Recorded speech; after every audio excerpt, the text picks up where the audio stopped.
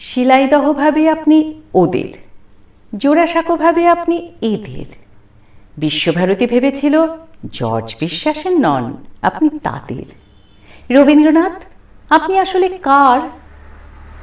যুদ্ধের সময়ে ট্রেঞ্চের মধ্যে শেষ নিঃশ্বাস নেওয়ার আগে এক তরুণ কবি ভেবেছিল আপনি তার।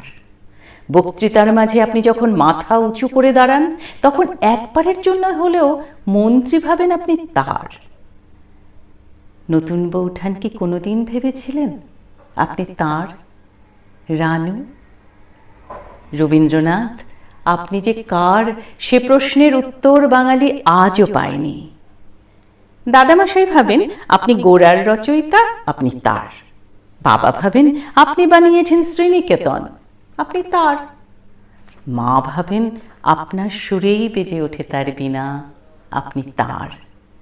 ভীরু কিশোরী যে মুখ ফুটে বলতে পারেনি, শুধু চিরকুটে লিখে দিয়েছে, হাতখানি ওই বাড়িয়ে আনো, দাও গো আমার হাতে, ধরবো তারে, ভরবো তারে, রাখবো তারে সাথে। সে মনে করে আপনি তাঁর। আর কফি হাউসের রাগী তরুণ টেবিল চাপড়ে ঘোষণা করে আপনি আসলে মাত্রাবৃত্তের। যতজন বাঙালি ততজন রবীন্দ্রনাথ।